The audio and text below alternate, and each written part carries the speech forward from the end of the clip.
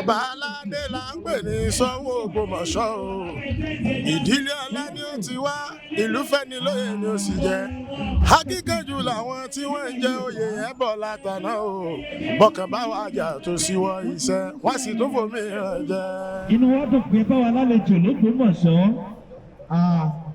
Dàmọ́lá mo dójú mi sọ̀kan.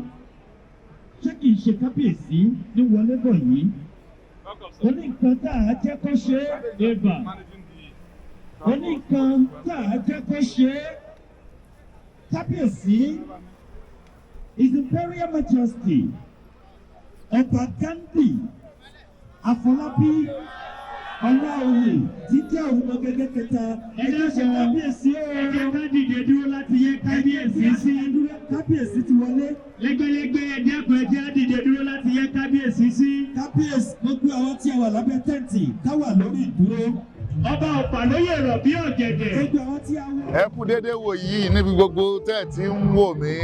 Orúkọ mi ni Reverend Peter Olaleye tí mo jẹ́ amúgbálẹ́gbẹ̀ẹ́ ọba Ghandi Olaoye Orúmọgẹ́gẹ́ the third son of Ogbomoso land. Lórí ọ̀rọ̀ ròyìn àti ọ̀rọ̀ aráàlú, ibi tá a wà lónìí tẹ́ tí ń wò wá, òun là ń pè ní Soun Stadium nílùú Ògbómọ̀ṣọ́, níbi tí a ti ń ṣe àyájọ́ ọdún Ògbómọ̀ṣọ́. A pè ní Ogbomoso Cradles Carnival, àkọ́kọ́ ọrú ẹ̀ nínú ìtàn ìlú Ògbómọ̀ṣọ́. Ọba wa Ghandi Soun tìlú Ògbómọ̀ṣọ́ ló kóríire wọ̀lú. Pé bá kíyèsí dáadáa gbogbo àyíká àti agbègbè, ẹ rí i pé lọ́tùn làwọn èèyàn yọ bí ọjọ́, kódà ó ju ìrètí ẹnìkọ̀ọ̀kan wá lọ torí àṣírú ẹ̀ rí. Nínú ètò kábíyèsí fún 25 years láti pé kí ìlú Ògbómọ̀ṣọ́ kó yípadà kó dàgbà, nínú ẹ̀ ọ̀kan nínú rẹ̀ ní eléyìí. Àìmọyémọyé ètò ni wọ́n gbé kalẹ̀ lórí ètò ìdàgbàsókè ìlera, ọ̀gbìn, ẹ̀kọ́ àti bẹ́ẹ̀ bẹ́ẹ̀ lọ. So ọ̀kan nínú rẹ̀ la rí yìí. Tó bá ti ń dọdún tí ń bọ̀, ẹ tún máa rí tó yàtọ̀. A kí kábíyèsí, a lù wọ́n lọ́gọ ẹnu, a sọ pé wọ́n ṣeun. A gbàdúrà pé ìgbà wọn yóò túbọ̀ mọ́ tù wá lára. Gbogbo ọmọ Ògbómọ̀ṣọ́ wọ́n sọ pé kábíyèsí ẹ ṣé o, ojú òní tì yín o. Gbogbo ọmọ Ògbómọ̀ṣọ́ pátápátá àgbàkú oríire. Ìwé tó ṣẹlẹ̀ ní ẹni. Adúpẹ́ fọ́lọ́run àkọ́ní ọ́.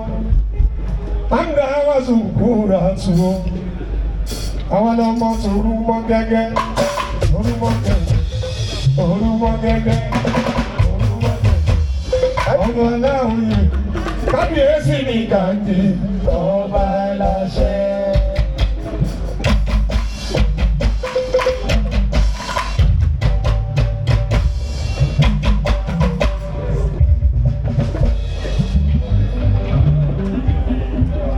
Kábíyèsí mọ̀jú máa kí n kọ́ máa ṣeré mi.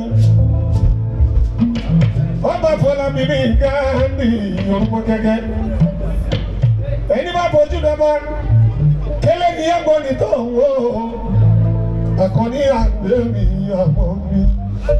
Mo sì bí lọ́kọ̀ọ́rí adé. Kábíyèsí ẹ̀ ọba Fọlábí. Àwọn ọmọ tòrú mọ́ gẹ̀gẹ̀. Orúmọ gẹ́gẹ́. Ọba Aláwòye. Ọmọ kélébé. Kábíyèsí ní Ghandi ọba aláṣẹ.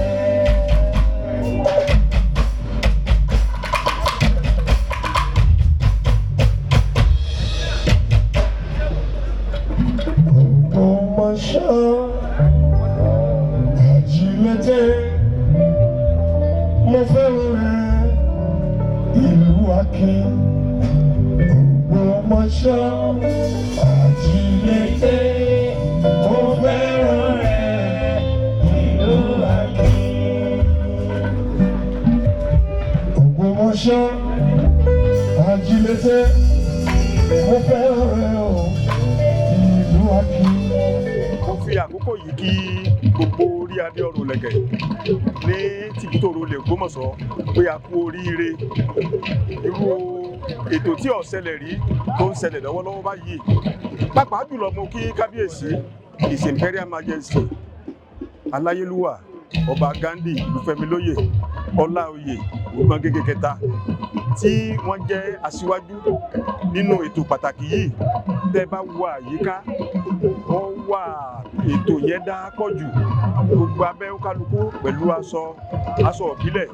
Ẹ wo bí tá a ti jókòó yìí, jókòó báyìí rí ní gbogbo orí adé ọ̀run lẹ̀kẹ̀ nínú aṣọ ìbílẹ̀. Bákan náà a ní ayọ̀ púpọ̀ lágbára Ọlọ́run, ẹ̀mí bàbá yìí ó gùn, wọ́n máa rí bá ti ṣe, wọ́n rọ̀ náà gbégbà.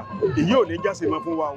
Mo kí gbogbo ọmọ bíi ilẹ̀ Ògbómọ̀ṣọ́ tó wá láti òkè òkun, àwọn tó wà Nàìjíríà, wípé ní agbára Ọlọ́run tó ṣàánú ìrìn àjò wọn débí báyìí àti ẹ̀ bá ń padà ọkọ̀ òwúrẹ̀ fún àásọ̀pọ̀lọpọ̀ rẹ̀ àkú ọdún àásọ̀pọ̀ rẹ̀. Orúkọ mi ni Kábíyèsí Alaipo ti orílẹ̀ Aipo níjọba ìbílẹ̀ Oríire. Orúkọ mi ni ọba àti ajínrere Ayọ̀bámi Ògúnmákindé tí mo jẹ́ Onípamo tìlú Elere-Pamo. Inú gbogbo àwa lọ́balọ́ba orí adé ọ̀run lẹ̀kẹ̀ tá wà ní Ògbómọ̀ṣọ́ ló dùn sí àgbékalẹ̀ ètò tí bàbá wa Soun ọba Ghandi Ògbómọ̀gẹ́gẹ́ kẹta ìjàngbékalẹ̀.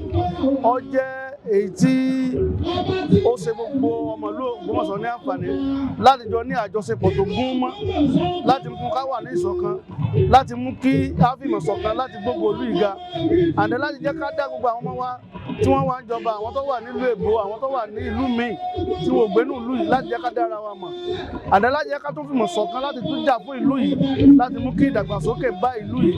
A dúpẹ́ lọ́wọ́ Ọlọ́run àti lọ́wọ́ ọba wa ọba Ghandi Ògbómọ̀gẹ́gẹ́ kẹta. Wọ́n ṣe ètò yìí gan láti mú kí ìlọsíwájú tún dé bá wa sí nílẹ̀ Ògbómọ̀ṣọ́. Àdúrà tí mo gbà ní wípé kí Ọlọ́run fún kábíyèsí wa ní ọgbọ́n ìmọ̀ àti òye láti kó wa jẹ̀pẹ́, kí Ọlọ́run sì lọ́rẹ̀ ẹ̀mí wọn fún wa, kẹ́mi wọ́n gùn lórí ìtẹ́.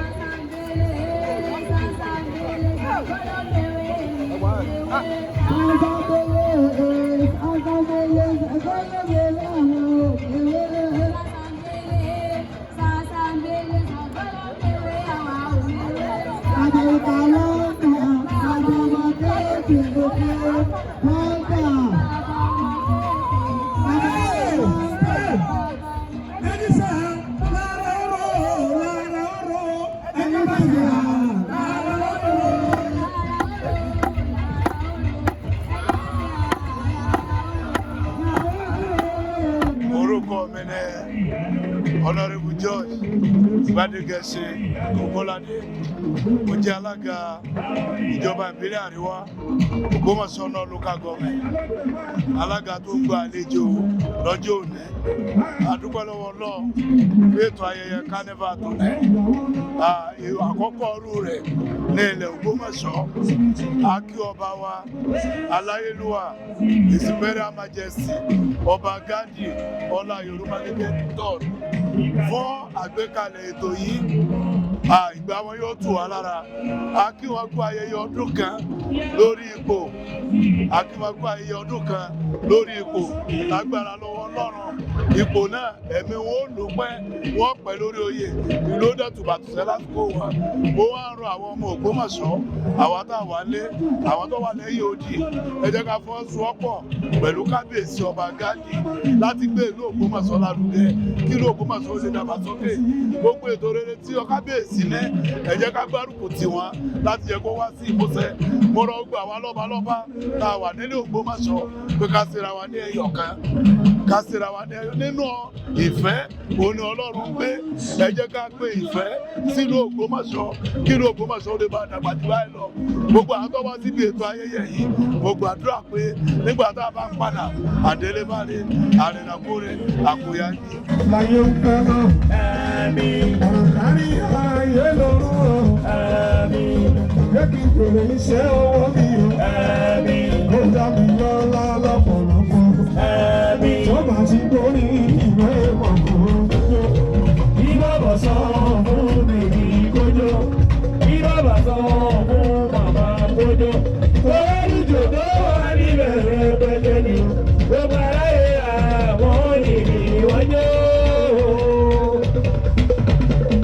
Ogbomoso Cradles Carnival Committee.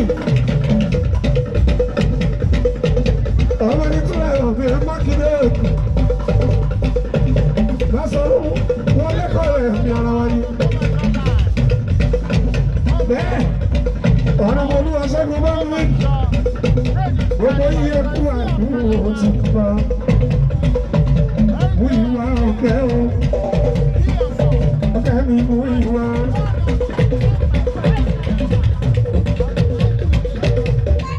Ọba Afolabi Olugede. He has a plan for 25 years plan for the development of Ogbomoso land. And in the only carnival in Nakisi. And apart from that, we have various committees that are working for the development of Ogbomoso land. Nínú wọn ni a ti rí àwọn tó ń ṣiṣẹ́ pẹ̀lú economy, ètò ọrọ̀ ajé nílẹ̀ Ògbómọ̀ṣọ́, àwọn tó ń ṣiṣẹ́ pẹ̀lú àgbẹ̀, iṣẹ́ àgbẹ̀ nílẹ̀ Ògbómọ̀ṣọ́, àwọn tó ń ṣiṣẹ́ nípa pé báwo la ti lè create employment fún àwọn ọmọ wa, àwọn tó ń ṣiṣẹ́ pẹ̀lú ètò okòwò fún ilẹ̀ Ògbómọ̀ṣọ́.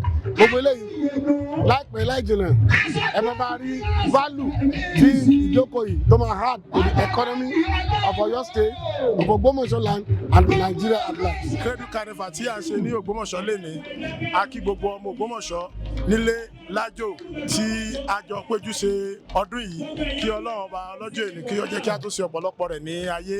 A kí ọba wa Ghandi Afọlábí Olaoye Orúmọgẹ́gẹ́ kẹta. Ọlọ́run jẹ́ kí ẹ̀mí kábíyèsí ó gùn. Èyí ni ìgbà àkọ́kọ́ ọdún carnival tí a ṣe l'Ógbómọ̀ṣọ́ tí ó dá yàtọ̀ tó sì jẹ́ nǹkan tí ó jẹ́ nǹkan ọ̀tun nínú Ògbómọ̀ṣọ́. Kí Ọlọ́run ọba ọlọ́jọ́ èní kó jẹ́ kí a rí bàbá wa Ghandi Afọlábí Olaoye pẹ́ àti gbogbo àwọn elétò tí wọ́n ṣe ètò yìí tí wọ́n ṣe agbátẹrù ètò yìí tó fi dùn tó fi ṣe gbọ́ tó sì fi yẹ tí gbogbo ayé fi wọ́n rí wa káàkiri ayé lónìí. A dúpẹ́ lọ́wọ́ àwọn elétò náà kò ní bàjẹ́ o. Èmi owó ni kókó sàbí ànábì olórin Islam l'Ógbómọ̀ṣọ́ ni ló ń kí gbogbo lé o, kò ní bàjẹ́ o.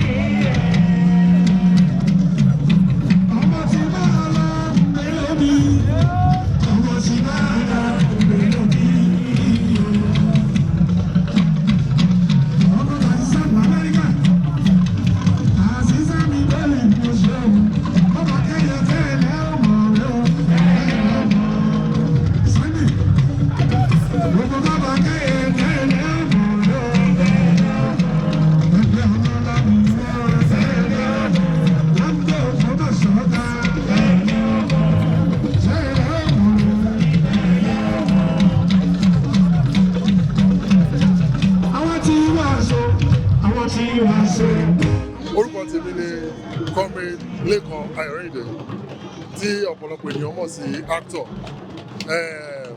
Gẹ́gẹ́ bí ọmọ Ògbómọ̀ṣọ́ tó dágájíá, inú mi mo ní ayọ̀ gan-an lẹ́nu láti wà níbi program yìí. This carnival, the first of its kind, inú wa dùn fún kábíyèsí gan. Ọlọ́run á jẹ́ ká dé pẹ́ lórí, Ọlọ́run á jẹ́ kí lẹ̀kẹ̀ pẹ́ lọ́rùn wọn. Ẹṣin ọba máa jẹ́ kó pẹ́ lágbára Ọlọ́run. A ti ń dúró de irú àwọn àsìkò báyìí ní Ògbómọ̀ṣọ́. Most of the time, this Yuletide period, wọ́n máa ń jákòókò tó jẹ́ pé ó máa ń mú àbọ̀rìn ní Ògbómọ̀ṣọ́. But with this program now, with this carnival now, you can see people are happy, the whole of Ogbomoso are rejoicing. Inú wa dùn gan-an ni o. Àdèmọ̀ pé lágbára Ọlọ́run, this is the beginning. We know the subsequent ones will be wonderful. Of course, this is amazing. You can see, look around.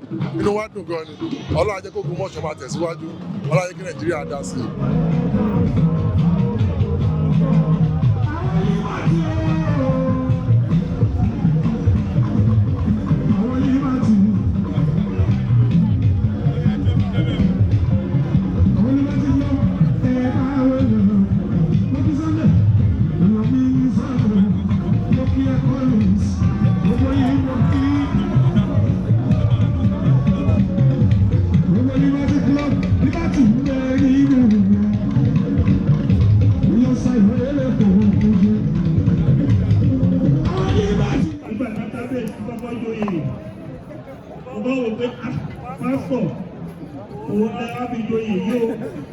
Ṣùgbọ́n kábíyèsí ti fi gbogbo àwọn ata ní tẹlifíṣàn wípé kábíyèsí òwe kò ló tọ́ka wà lé.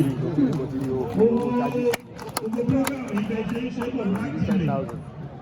Wọ́n wá wò pé Ògbómọ̀ṣọ́ ní ọba àbísíyàn. Bẹ́ẹ̀ sì.